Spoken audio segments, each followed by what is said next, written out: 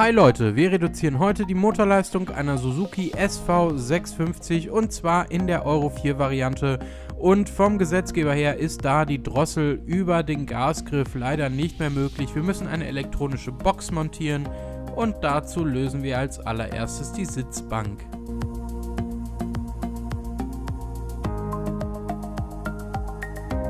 So sieht das Ganze von innen aus. Dieser Halter fixiert die Batterie und das Motorsteuergerät. Den entfernen wir, legen ihn zur Seite und jetzt sehen wir hier das Motorsteuergerät.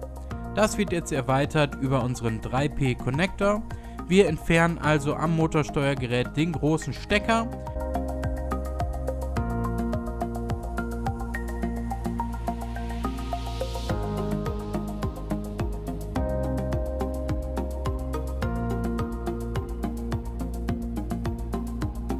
Setzen diese Box dazwischen und verbinden das Ganze wieder miteinander.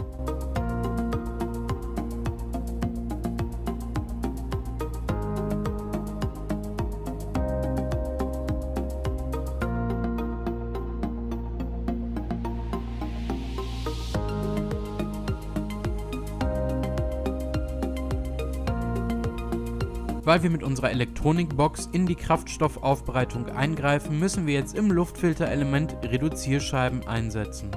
Dazu gilt es, den Tank zu entfernen und wir müssen vorher ein paar Verkleidungsteile lösen. Hier fängt das Ganze an.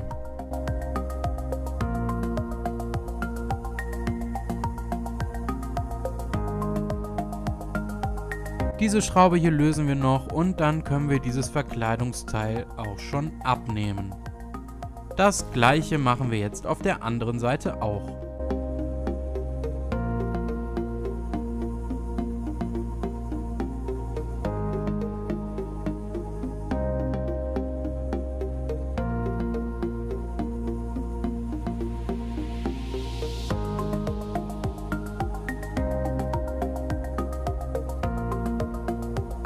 Es folgen zwei Befestigungsschrauben hier oben am Tank und bei diesem Motorrad ist hier unten ein Scharnier eingebaut, so dass wir den Tank einfach nach oben klappen können.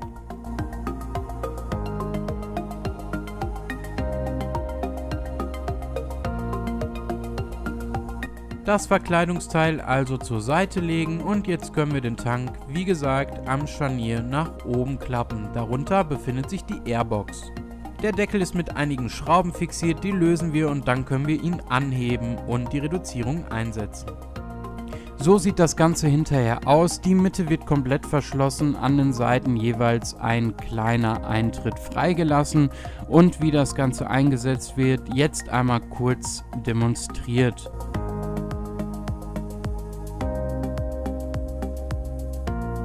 Wenn man sich das Ganze anschaut, ist das also so ein bisschen konisch geformt und die Einsätze lassen sich ganz einfach hier in den Schacht einsetzen. Das Ganze ist dann vollkommen formschlüssig, verschließt das Ganze ordentlich und die Ansaugluft wird angepasst.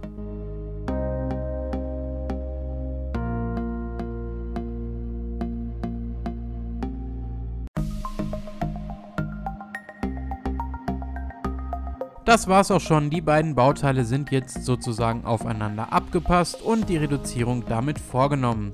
Zusammen mit dem mitgelieferten Teilegutachten und der Maschine begebt ihr euch jetzt zum TÜV, zu der DEKRA oder einer anderen Prüforganisation und lasst die technische Änderung bescheinigen. Wir wünschen allzeit gute Fahrt.